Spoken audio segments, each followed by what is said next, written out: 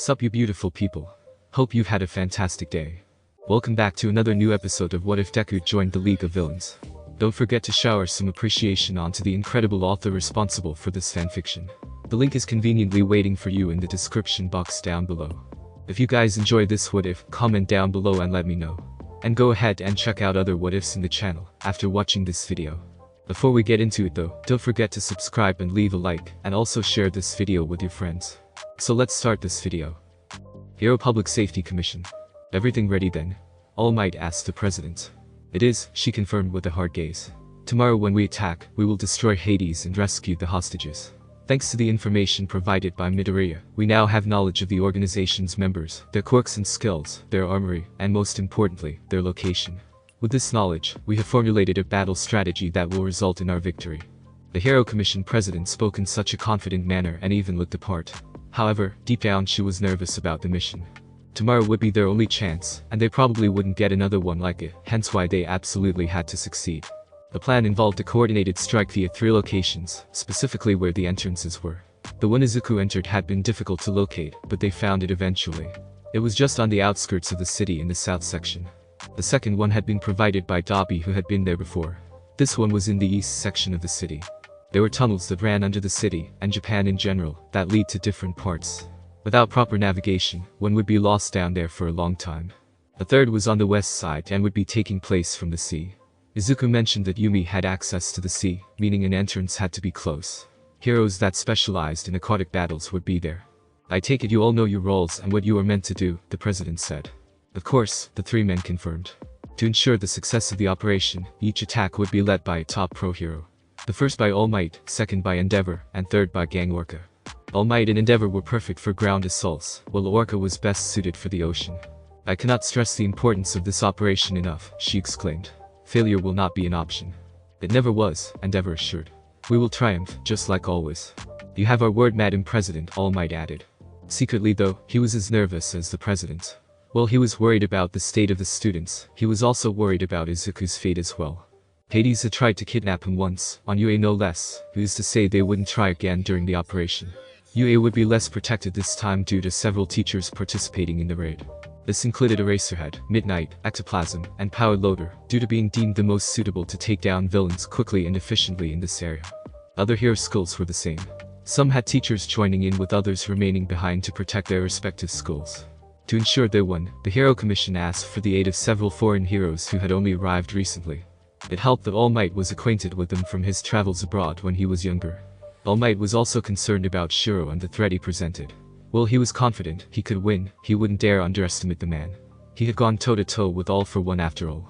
Endeavor understood that Shiro was a threat, as he did with most of the other villains. However, that didn't matter to him. When they fight, they will fall, just as many other villains had.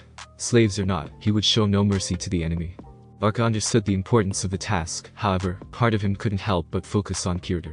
It had been a long time since they fought, but he seriously doubted he had gotten any weaker since then. He and his nemesis would face off tomorrow, and the confrontation would be ugly. Get some rest, gentlemen, the president ordered. We strike at dawn. Sure. Shiro was ecstatic for tomorrow. A fierce battle awaited them, and regardless of who he was facing off against, he couldn't help but feel excited. Strong opponents were hard to come by these days, especially for him. The idea of fighting All Might sent shivers down his spine. He had heard from All for One just how strong he was, and then witnessed it firsthand on TV, when the symbols of peace and chaos clashed in Kamino. Granted they were both in weakened conditions, but hey, a strong opponent was a strong opponent. Endeavor interested him somewhat as well, though perhaps he would leave him to Nico. Though that wasn't to say he wouldn't toy with the man as a sort of warm-up for All Might. He had a lot of dirt on Enji Todoroki from a very special source, and he would be a fool not to use it now. Oh, what a wonderful day it shall be, Shiro exclaimed joyfully. And Deku, no, Izuku, I hope you'll be watching. After all, you and I are due a rematch very soon. Izuku Midoriya the following morning. Izuku woke up early, or rather, earlier than he normally would have. It was 5:30 in the morning, but strangely he wasn't bothered. Falling asleep last night had been difficult to begin with, though he was certain as to why. The raid. It was today. Izuku hadn't been able to focus on anything other than that recently, not that he hadn't tried. He knew what the outcome would be, but part of him, just a small part of him, wished that impossible would happen. That Shiro would lose. That the operation would be successful. That he would never have to see or deal with Hades again. He knew, but he still dreamed. Rise and shine, friend, a familiar voice chimed. Big day ahead of you. Izuku turned and saw Kai hallucination. Okay, no, he was just going to call him Kai to save time. Anyway, he saw Kai sitting at his desk with his left leg over the right. Izuku wasn't entirely surprised to see him considering what transpired last night. What did surprise him was Kai's outfit. What are you wearing? He blurted out. Kai's attire consisted of black baggy trousers, a purple t-shirt with his name written in katakana, slippers, no gloves, and no mask. What's wrong with it? Kai asked confused. It's normal, Izuku admitted. Kai blinked. And? He retorted. What's wrong with that? Nothing, it's just, Izuku started. I've never seen you outside your... Outside my villain outfit, Kai finished, to which Izuku nodded. Kai rolled his eyes. Izuku, you do realize that the only time we were together was when we teamed up to take down Tenem, right? Other than that, we've never been around each other. So, I'm pretty sure my real-life counterpart does something similar when he's not working. Izuku didn't have a way to argue with that. Then again, it was highly unlikely Kai wore the same outfit repeatedly, considering it would fall into his unsanitary category, and with Kai's extreme germophobia, well, enough said. Also, about the mask, you do know only you can see and hear me, right? Kai asked like it was the most obvious thing in the world. Unless there's someone with telepathy around here, no one but you is going to pay attention to me, so why would I wear it? Izuku didn't offer a retort, not that he was able to. Now, are you going to lie there all day, or are you going to get up and do something with your life? Kai asked snarkily. Izuku scowled, knowing he was right. On the other hand, he did want to watch the news for signs of the raid. He didn't think it would be broadcasted at first, but when all hell breaks loose, reporters and helicopters would flock to the scene like a predator to his prey. Grudgingly, he rose from his bed and got dressed in an outfit similar to Kai's, though his t-shirt was green. He then proceeded to the kitchen to make some tea as he was in dire need of it. Looking forward to the fight between All Might and Shiro? Kai questioned to his back. Not sure, Izuku admitted. It should be quite the sight to see though.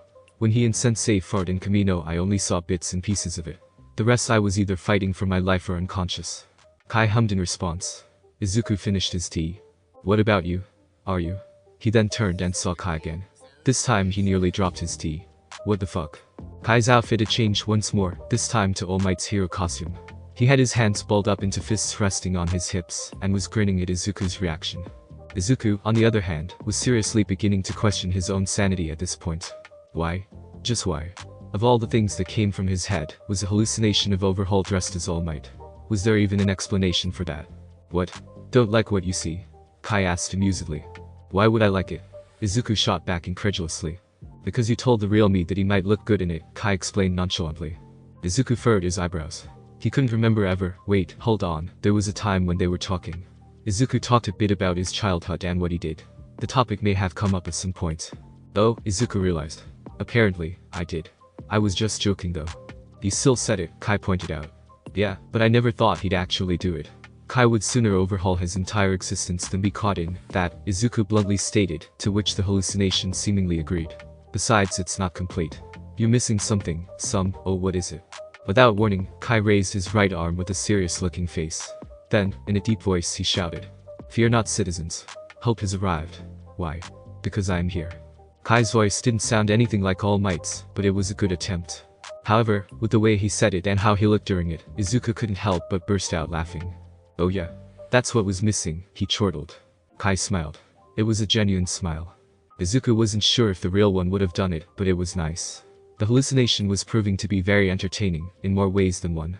This one surprised him twice so far, and it didn't show any signs of stopping soon. Part of him couldn't help but think about the real Kai, and what he might be doing right now. Possibly expanding his influence, or performing experiments, who knew? Izuku wondered if the real Kai could ever act like this, not that he would ever find out. I'm relieved to hear that, Kai said. That's when they heard footsteps. Oh, and someone's coming, so we're gonna have to cut this conversation short. Otherwise, they'll think you're crazy, not that they'd be far off. Just like that, he was gone. Izuku turned and focused on his tea as he heard someone arrive. Ah, Midoriya, you're up, Sekijiro said, entering the kitchen. I couldn't sleep, Izuku admitted. Ah, can't say I blame you, Sekijiro responded. Especially with what's going on today. Is it you're up as well? Izuku guessed. To watch the raid when it becomes public. I'll be patrolling the school along with some other teachers. We're short on numbers, which is why we need to be on our guard, Sekijiro explained. Eraser already left for the operation, as have several others. Izuku wasn't surprised Aizawa was taking part. His work would prove very useful in taking down villains, especially Shiro and Nico. What about you? How are you handling everything? The Blood Hero asked. You mean have I had any panic attacks recently? Izuku assumed. The first time he had had a panic attack at UA, the staff's concerns about raised significantly. The second time they upped their tabs on him to keep an eye on his mental and physical condition. He supposed he should be grateful they were looking out for his well-being, but he really just couldn't bring himself to care. "No, I've been fine for the most part," he admitted. "Nothing has triggered me so far, thankfully." Sekijiro gave him a look, and Izuku knew exactly what he was thinking. "And before you say if there's anything you want to talk about, you tell us, save it. I'll be doing that with Hound Dog, who is quite insistent on it." Oh yes. The school guidance counselor was intent on having more sessions with him in light of his recent issues. "Ryo is the right person to talk to," Sekijiro admitted. "I'm sure he'll be able to help you." "I doubt it somehow," Izuku replied emotionlessly. Not that he had anything against the guidance counselor. Truth be told, he along with Aizawa was his favorite staff member at this school, but he seriously doubted he would be able to help him through something like this. Sekijiro wanted to contradict him, but he needed to get to work. The other students would wake soon, and he would be patrolling the area along with his fellow hero teachers. Nezu would be giving them updates on the mission. Once he had left, Izuku sat down and turned on the TV. There was nothing interesting on, but that would soon change. "Well, good luck everyone, including you, All Might," Izuku toasted. "Because you are so screwed otherwise." Raid section. All Might. All Might stood by his allies just waiting for the order to be sent. Part of him was unnerved to be kept waiting this long, though it was probably the anxiety talking. Still, he watched and waited for the moment when they struck. Meanwhile, other members were getting reacquainted with one another. "Hey Racer, long time no see," Kanbasho greeted his old friend. "It has," Aizawa agreed. "Sorry I haven't kept in touch. I've been a bit busy mentoring my students, and believe me, they're a handful." "You mean you haven't expelled anyone yet?" The forgotten hero sounded surprised. "That's not like you." "No, it isn't," Aizawa agreed. "Still, they have a lot of potentials, more than most I've seen. There's just the issue with bringing it out." Now Kanbasho was intrigued. Whoever was in this class must have been special if Shota hadn't expelled them yet. Other party members were socializing with each other. Gunhead and Crust were talking about working as a team for both offense and defense. The Wild Pussycats were discussing a strategy. Black Baron, John Doe, Blitzstrike and Power Loader were talking about the upcoming battle. Wash was rinsing out as a warm-up. Frozen Fairy and Maruko had been discussing battle techniques until it came to the topic of Frozen Fairy's clan and the special someone. "Oh my god, is it your daughter?" Maruko asked in awe. "Yep." Frozen Fairy beamed with pride. "Her name is Moon Miran. She's 3 months old." "I can tell," the rabbit hero replied. "Damn though. Your little bunny is adorable. Bet she'll grow up to be a strong hero just like her mom." "Thank you," the Korean hero replied. She was happy to talk about her baby girl, and was relieved someone wasn't questioning her about the father for once. "I'd be happy to introduce you both when she's older." Ryukyu had reunited with an old friend of hers. "So, you still with you-know-who?" Sketch asked. He had a long-time crush on Ryukyu ever since they were in school together.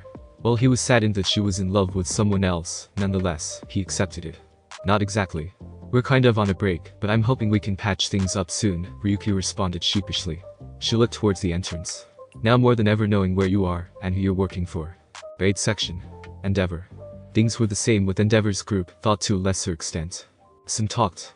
Skeleton Eye was flirting with Midnight, who was brushing it off, but still teasing her about it. Medic Man and Endeavor were shooting each other glares. The two had never gotten along due to them both sensing something was dodgy about the other, although they never acted on their suspicions. Endeavor wanted to start the damn operation already. The waiting was killing him. They were ready. So, now was the time to act. Raid section. Gang Orca. No talk was being made between the heroes lying in wait underwater. Gang Orca and his sidekicks, Sulky and his crew, Manuel, who was wearing a special mask for breathing underwater, and Evolution sat waiting for the signal. Evolution was dressed in a special suit that was now in the form of a black and blue diver outfit that covers everything barring his head. He was eager to begin to rescue his little sister. The second he heard Elena was in danger, he joined instantly. His parents weren't taking part due to restrictions, but if given permission, well, may God have mercy on Shiro's soul. Gang Orca waited patiently. His showdown with Kiritor was approaching, and he was ready. He would show no mercy, just as the bastard had shown none to him and his victims. Hero Commission. Knowing it was time to begin, the Hero Commission president readied the signal. "Is there a reason I'm not participating?" the hero asked his boss. "Surely, I could be an asset." She knew this question was coming. She had been asked by several others so far but resolved to the same answer. "I don't doubt the Hawks. However, regarding Deku's warning, I need you here in case things go south," she admitted. "You will be necessary for what comes after. Believe me." The 0.3 hero simply stared at his boss. While the answer didn't satisfy him, he didn't argue with it. Still, he understood where her fear was coming from. On the bright side, being held back meant there was a chance he could see him again later. Not wasting any more time, the president pressed a button that sent out a signal to the 3 receivers. And so, it begins, she muttered darkly. Raid section. All Might. Smash. All Might punched his way through a group of Shiro's men with such speed they were instantly knocked out, albeit briefly. The moment the signal went, all hell broke loose from all sides. Different enemies were firing at the heroes and police, while the police and heroes were firing back.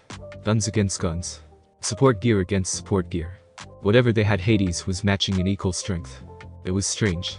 Most villain raids usually just had the criminals trying to use their quirks to fight them off, but here they had well-designed equipment and a perfect defense system.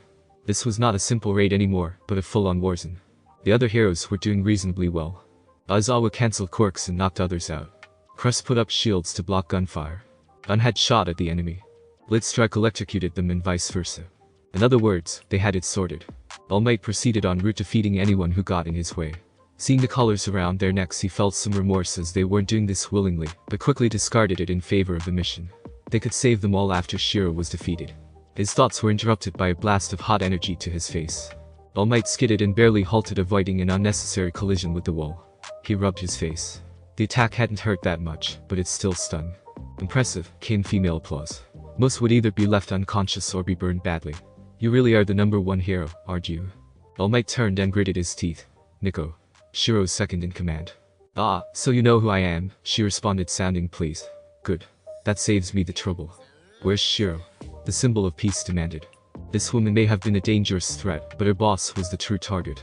Nico frowned, apparently disappointed. Not here, she stated firmly. He's off playing with Endeavor's side. Don't worry though, you'll get your chance to fight with him, I promise. Until then, you'll be playing with me. All Might didn't really want to play with anyone. After a little consideration, he realized it would be more convenient to stop Nico now, considering she was just as much a threat as Shiro was. Very well. I accept your challenge, Nico. All Might declared in a fighting stance. Get ready. Nico smirked. This was going to be fun. Aizawa. Eraser had dodged the attack on one individual and leapt over them, while his scarf entrapped them. Then, using all his strength, he threw the said individual at his allies. How annoying, he thought. They're better than the punks at the USJ. More coordinated and have actual training. Midoriya wasn't joking about them. His thoughts were interrupted by several cries. He looked and saw heroes covered in what looked like foam, or rather, suds. They tried to use their quirks but found that they couldn't. That gave their attacker the opening she needed as she took them down with a push broom. Aizawa knew immediately who she was. Zookeeper, he silently thought. Kyoto's unwilling accomplice. She was as Izuku described her, completely devoid of emotion. She took down enemies without even so much as blinking, and then moved on to the next target. Aizawa wondered what was likely to happen if she was captured. Despite the crimes she had committed, she could not be held accountable. Perhaps it was possible to reverse the effects of the drug used on her. Eraser, look out. A familiar voice shouted. Aizawa turned and saw Power Loader being thrown towards him. He dived to the side to narrowly avoid a painful collision. Power Loader crashed against the wall. Well, look what we got here, Zu. 2 of my brother's work colleagues, came a new voice. Targets. Eraserhead, Power Loader, UA professors, Zookeeper added in a dead voice. The first character has expressed interest in and should be captured. The second might be useful for Ruka but isn't required alive. How shall we proceed? Airhead rolled his eyes. She was always like this. He knew why, but that didn't mean he liked it. Capture them alive, he instructed. But make sure to knock them out good. Understood, she answered as she slipped into a fighting position. Commencing capture. The 2 teachers were on their guards immediately. These 2 were dangerous, which meant no room for mercy. However, Aizawa was a little curious about Bearhead's use of brother. What did he mean by work colleagues? Other heroes. Frozen Fairy brought up an ice shield to protect her and her allies from the molten lava that was shot straight at them. So, you survived, did you? Good. It wouldn't be much fun if you died right off the bat, Volcano chuckled alongside his teammates. Shiro wanted us to take some of you alive, but honestly, I couldn't care less. Murko scowled. She, Frozen Fairy, and Wash were in for a tough fight, not that she minded. In fact, it put a smile on her face. She could work in a team for once, at least until the volcano thieves were put in the ground. Black Baron sent waves of dark matter after combustion and Dokujin, but both retaliated with their quirks. Ryukyu intervened and shielded them both. They were in for a tough fight. As Gun Gale fired many shots from an AK-47 he forged from his right arm, Crus was putting up several shields to protect him in Gunhead. It was bound to be a long fight. The wild pussycats alongside John Doe surrounded Atlas. However, he didn't appear concerned in the slightest. Blitzstrike was firing electricity at Speed Demon with relative ease, only for him to dodge it quite easily. Sketch was facing off against Blade, who sliced through one of his creations with relative ease. But Shaw finally came face to face with the one he was looking for. "Hello my love," Shino greeted. "It's good to see you again. Though I wish it were under better circumstances." "That makes two of us," Shaw retorted. "I have to admit, I wish you weren't part of this raid," the assassin said. "Though I am glad you're not fighting someone like Shiro. Believe me, that guy is way too strong for you." Shaw did believe her. Despite the nature of her job, Shino was a shockingly honest woman. It was one of the things he loved about her. "Enough talk," Shino readied her sword. "Shall we begin?" Shot got into a fighting stance. "Let's." And just like that, their dance had begun. Raid section. Endeavor. A burst of fire erupted from the palm of the flame hero as he bore his way through the enemies in front of him. Unfortunately, it didn't bring them down. Whatever their cloaks were made of, they were certainly fireproof. Okay, plan B then, he decided. Concentrating and condensing his flames, Endeavor fired at them again, with many crashing against the wall. This wasn't his first time fighting someone fireproof, and it certainly wouldn't be the last. He had learned the hard way that just because someone couldn't be harmed by his flames, didn't mean they couldn't be harmed at all. Fireproof wasn't impact-proof after all. Two villains came up to him. One in front and one at the back. The one in front tried to ensnare him by the neck with an electric whip, while the one from behind arose from shadow to strike him with a taser. Not a bad strategy, Endeavor admitted. But not good enough. Coating his hand in fire, the flame hero grabbed the whip and hoisted the villain towards him, while turning to deliver a hard kick to the shadow villain's gut that sent him flying. He then gave a powerful elbow to the villain that caused her to cough up spit, but throwing her into her ally. Endeavor smirked with satisfaction. They may have been better than the average villain, but they were still no match for him. His thoughts were interrupted by the sound of clapping. "Very impressive," the voice complimented. "I can see why you're the No.2 hero, though you never advanced any further than that, despite all the cases you solved." The voice was praising, yet there was a hint of condensation and mock that lay within. Endeavor turned and shot the man the darkest glare he could muster, his flames burning just as his rage did. The second he did, however, he couldn't help but smile. In front of him was the primary target of the raid, Shiro, and best of all, he had gotten to him first. That was one over on All Might, especially when he ended up defeating him. "Denji Todoroki," Shiro greeted. "So good of you to come. I've heard so much about you." "Then you know there's no point in fighting me," Endeavor retorted. "Surrender now, and I promise I'll make your defeat as quick and painless as possible." "Tempting, but no," Shiro smirked. "It's not every day I get to fight someone like you. Deku got his shot at you, and now it's my turn." Endeavor scowled ferociously at the name. He was still angry over the humiliation he had endured from that villain brat. A large part of him still couldn't believe it had happened. He, the No.2 hero, second, begrudgingly, most powerful only to All Might in Japan, was defeated by a quirkless child. Defeated might not have been the right word, caught off guard, that would be better. Either way, the result was both humiliating and disgraceful. When he woke up the next morning, he'd hoped it had all been some sort of bad dream, only to have his hopes dashed upon reading a threatening letter, the details of which he didn't want to describe, from Nezu about his actions. "Aw, don't feel too bad about it," Shiro said teasingly. "He got the drop on me too."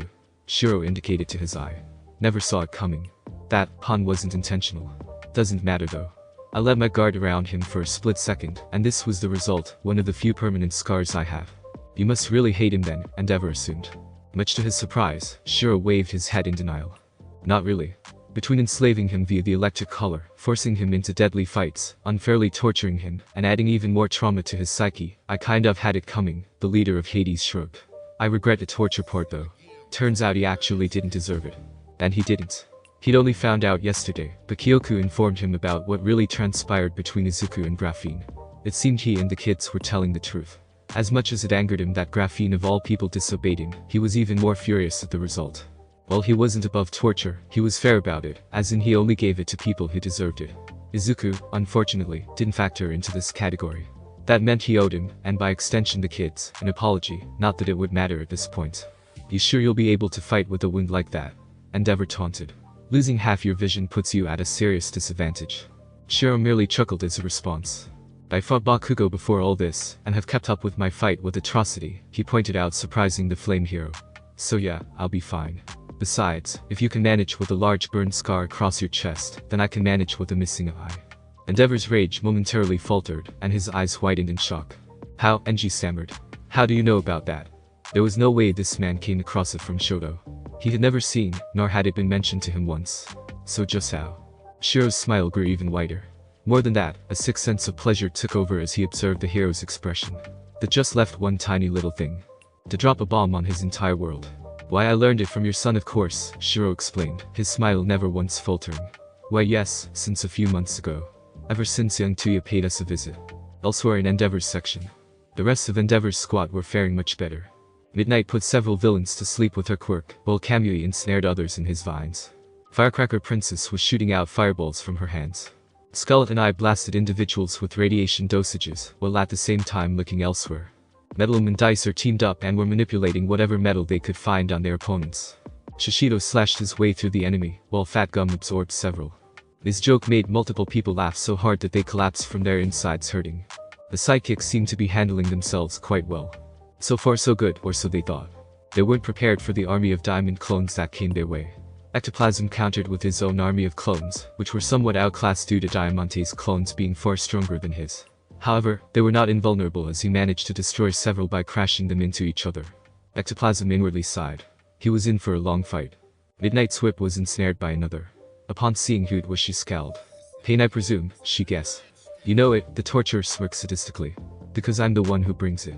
Not today, the rated hero responded with an equally sadistic grin. Similarly, the heroes found opponents of their own to deal with. Kamui Woods faced off against Kuchulin and Lorelei. Despite knowing the hero's reputation, he was determined to push forward until the end.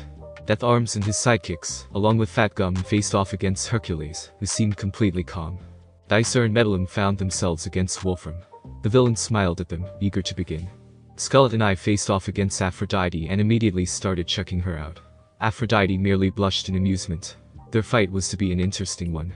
Shishido came face to face with Lobo, who activated Wolf Soul to provide extra strength. His head, hands, and feet took on the appearance of a black wolf with grey streaks. He would need all his strength if he was to win. Rocklock, Mizjoke, Native, and Yoroimusha surprisingly found themselves facing Tempest alone. What was surprising was that the woman didn't appear intimidated at fighting so many opponents at once. In fact, she looked thrilled. Raid section. Gang Orca. Gang Orca and the others swam forth only to be met with a hypersonic attack, which Orca countered with one of his own. It didn't take a genius to figure out who it came from. Well, hello there, Gang Orca, a cold familiar voice echoed. It's been quite some time, hasn't it?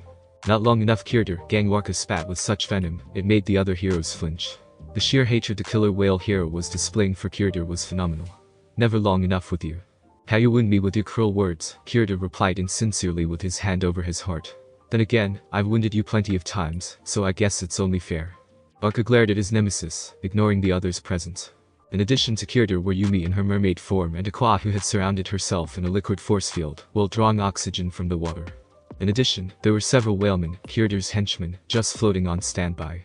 Yumi didn't know how strong the heroes were, but maintained her resolve to fight them. Aqua was more interested in Manuel, or as she knew him, Misaki Mizushima. It had been years since their encounter, yet she had never forgotten him. Given that he was a pro hero now, perhaps that meant he had improved, though he was nowhere on her level. Still, it would be interesting to spar with him for a bit. Perhaps she could even jog his memory. Dangwarka and Kirder glared at each other. Both were waiting to make the first move, not that it mattered. Kirder had a little surprise in the waiting, and soon he would reveal it. In the depths of Hades, a small figure wearing a blue helmet with a red visor lay in waiting. Fight monologues. Raid section. All Might. Eraser Head and Power Loader versus Zookeeper and Bearhead. Eraser immediately went for Zookeeper as he was most suited to taking her on. Their quirks would be pointless on each other, as it would for him to use it on Bearhead. Swinging their right legs at a high turning kick, their legs collided with equal force. As soon as they were back on 2 feet, Eraser dashed forward and attempted to punch her, only for Zookeeper to direct his arm away from her and get in close. She then delivered a knee to the stomach and a kick to the face in quick succession, that sent Eraser staggering back, only to regain his focus a second later. He ran at her again, this time with his capture weapon in hand. Zookeeper ran at him with her broom ready to strike. As they came in close, she swung her weapon, which is exactly what he was waiting for. He leapt over her with his binding cloth, slowly starting to ensnare her. Unfortunately, Zookeeper reacted much quicker by using her broom as a shield, and allowing it to be captured instead. Then, using the same technique Eraser just used, she flipped over him using his weapon to drag him along and flip him over. In the air, wide open, Eraser could do nothing as Zookeeper delivered a powerful reverse turning kick to his back that sent him flying. Power Loader wasn't doing much better against Bearhead, who outclassed him in terms of physical strength and speed. The two were locked in a bitter struggle as their arms wrestled against each other. Power Loader's suit was holding against Bearhead, however, soon he began to be pushed back. So sorry, but your piece of scrap metal got nothing on me, Bearhead taunted as he forced his body backwards. Using all his strength, Bearhead threw the excavation hero over his head onto his back, while he kept his head and body off the ground. Power Loader yelped in pain, but Bearhead wasn't finished yet. Flipping over the hero still holding his suit's hands, Bearhead hoisted him and threw him over in the same pattern, again and again. Power Loader was starting to get dizzy, and wasn't sure how much more he could take. Eraser continued to trade blows with Zookeeper, who appeared to be on equal ground with him. Despite this, he couldn't deny that he was impressed. There weren't many who could last this long against him in a hand-to-hand situation. His thoughts were interrupted by Power Loader's cries of pain. Deciding to help his colleague, Eraser waited for Zookeeper to attack. She launched a flying sidekick at him, only for Eraser to successfully ensnare her by the leg this time. Using all his strength, he swung his scarf and threw the villain at her companion, who noticed too late as she collided with him, releasing Power Loader from his grip. "Thanks, Eraser." Power Loader said. "This guy is strong." "Time to change tactics then," Eraser said. "Time to dig a little deeper, you mean?" Power Loader smirked as he activated his quirk and burrowed his way underground. The two villains were beginning to recover as Eraser made his move. "Ha, you think that will help?" Bearhead shouted. "Even if he's underground, I can smell where he..." He didn't get a chance to finish that sentence, because at that moment he and his companion were hoisted up into the air by Eraser's binding cloth. As they came closer, Eraser kicked both downward just in time for Power Loader to emerge and deliver a double strike to them both at the same time. Zookeeper didn't say anything, but Bearhead roared in pain. Power Loader smirked while Eraser looked on coolly. "And that takes care." Before he could even finish that sentence, his entire suit fell apart. "What?" "Surprise," Bearhead said mockingly. "Back when we started fighting, I dug my claws in at the back and slashed where I could. The more damage your suit took, the easier it was for the insides to break apart." Power Loader couldn't believe he'd been stupid enough not to notice that. "Enough about that though. It's time to end this." Zookeeper would say swap dance partners. "Strategy change, acceptable," the white-haired villain responded. Before either man could react, Bearhead pulled on Eraser's cloth and threw him into his arms. Bearhead held on tightly as Eraser struggled to break free of the enormous bear hug. "Eraser!" Power Loader cried. Zookeeper didn't waste any time as she performed a triple flip over where Power Loader was, and had her legs wrapped around his neck. Without delay, she did a back handspring and crashed his head very hard into the ground. She then stood up and applied an axe kick to his stomach, effectively knocking him out. Eraser thrashed about in the painful submission, but Bearhead refused to let go. The pain became unbearable as he started to lose consciousness. His movements began to slow until finally, he stopped moving altogether. As unconsciousness came, so did one last thought. "Everyone. I'm sorry. I failed." Frozen Fairy, Mirko, and Wash versus the Volcano Thieves. "Take this." Dusty Ash shouted as dust shot from her body towards the heroes. Wash countered by firing a stream of soapy water from his head that dispersed the attack in a matter of seconds. "I don't think so." Gusboyd yelled as he activated his quirk. His hands began to spin like they would for a fan, and two small tornadoes were unleashed. They easily overpowered Wash's quirk, and continued to head for the heroes, when Frozen Fairy intervened and brought up a wall of ice. "Is that all you know how to do?" Dusty taunted. "Not even close." Frozen Fairy snapped. Twirling on her leg, she sent a large barrage of ice at the villains. Volcano wasn't having any of it, and unleashed a torrent of fire to stop the onslaught. When the attacks collided, there was a large amount of steam, temporarily blinding everyone. Not planning to waste this opportunity, Mirko leapt into action. Even as she couldn't see them, she could still hear them. Diving straight down at max speed and strength, she aimed where Volcano was standing. Twisting her body, she swung her foot as she fell. "Lina full." Mirko shouted as her foot collided with Volcano's back, who smashed face first into the ground. Volcano felt several ribs crack as he coughed up blood. A scar formed at the top of his head which leaked out blood over his right eye. As he lay there in pain, Mirko continued with her assault. Moving into a cartwheel, she swung her legs again. "Lina ring," she shouted as her legs connected with the villains' faces. Dusty and Gus were sent sprawling in opposite directions. Not wanting to let her fight alone, Wash unleashed 3 large bubbles that covered the villains and levitated them into the air. Frozen Fairy then turned each of the bubbles to ice and sent them crashing to the ground. Fortunately, the ice was incredibly durable, so it didn't break on impact. It seemed like it was over. Emphasis on seemed. "You know, when Deku said these guys were like A-rank villains, I thought they would actually be tough," Mirko admitted. "But this was way too easy." Before either of her companions could say anything, one of the ice spheres shattered, revealing a shivering and extremely pissed off Dusty who was holding a black club. "You bastards," she snarled. "Did you really think it would be that simple?" It was then she activated her quirk as clouds of dust began to spiral everywhere. Battle Royal. The dust managed to get into the eyes of the 3 heroes, blinding them. Taking advantage, Dusty struck. She smashed her club across the rabbit hero's face twice in quick succession, and then threw her to her teammates. Dusty then briefly attacked the spheres to cause a crack in them. When her companions didn't emerge immediately, Dusty became a little worried.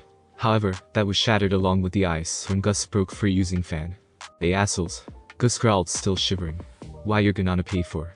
He had to hold that sentence as Frozen Fairy and Wash sent an all-powered combination of their quirks straight at him. He fired back with a larger tornado, but it was all for naught as the hero's combined attacks overtook him and struck his body, encasing him completely in ice. Frozen Fairy manipulated the ice around his mouth to allow him room to breathe. Whether Dusty didn't notice or just didn't care was irrelevant at that point in time, as she was locked in a vicious struggle with Mirko. What's worse is that she had the upper hand. Dusty repeatedly struck Mirko with her club, while at the same time using her quirk to blind her. Mirko tried to fight back, but Dusty easily dodged her attacks and struck again, this time at her legs, causing the hero to sprawl onto the ground. Raising her club to deliver the finishing blow, Frozen Fairy decided she'd seen enough and crafted a bow and arrow made of ice, and shot it at the villain's weapon. The impact sent the club flying out of the villain's hands. Dusty yelped in surprise, giving Mirko the opportunity she needed. Pivoting on her hands, she spun and kicked at Dusty's legs, causing her to fall on her side. She then kicked Dusty in the face as hard as she could before hand-springing into the air and delivering a powerful spinning dropkick on her back, knocking her out effectively. Not wanting to take any chances, Frozen Fairy restrained Dusty using frozen handcuffs on both her arms and legs. She then did the same with Gus by controlling the ice to regress backwards until he was in a similar position to his companion. "And that's that," Frozen Fairy declared. "Are you both fit enough to move on to the next area?" "I took a few hits, but I can still fight," Mirko grinned. She rubbed her face where Dusty hit. "Damn, that bitch was tough. She really roughed me up." Wash added cheerfully. Just as they were about to move on, the temperature of the area rapidly increased. In addition, Volcano's sphere, as well as his allies' restraints, began to melt. "Special move. Volcanon," Volcano shouted. Without warning, lava began to shoot out from the ground in different directions, though mostly aimed towards the heroes. Gus, having broken free of his cuffs, grabbed Dusty and used his quirk to fly towards the center of the eruption. With limited space and time to run, Wash brought up several bubbles which were then frozen as shields against the lava. "I don't know how long this will hold," Frozen Fairy admitted regretfully. "Fire takes a while to make my ice melt, but lava, that's much hotter." As if to prove her statement, water began dripping all around them. Frozen Fairy instantly began to reinforce the barrier, however, using her power was beginning to take its toll on her. "I can't keep this up forever," she said bitterly. "We need a plan of action." "No shit," Mirko retorted. "But what? We're basically sitting ducks. We need to do something," Frozen Fairy snapped. "We can't just..." Crack. The loud sound of ice cracking interrupted her speech. Looking up at the roof, she saw a small crater, which then became bigger as it was struck again. 10,000 yen says it's that dust bitch from before, Mirko growled, still angry about the beating she took. Crack. The ice was beaten down again and looked like it was about to cave in. Frozen Fairy attempted to rebuild it, but was a split second too late, as the roof was blown downwards by a tornado. The heroes were unable to move due to being held down by the intense wind. This gave the villains the opening they needed. Dusty took out a small present from Volcano and dropped it into the ice sphere before leaping off with Gus. Wash asked, confused by the orb. The three heroes' eyes widened as they realized what it really was. Desperate, Wash and Frozen Fairy tried to use their quirks to contain it, but were too late as the bomb went off, unleashing a huge explosion from inside the sphere, destroying it completely and defeating the heroes.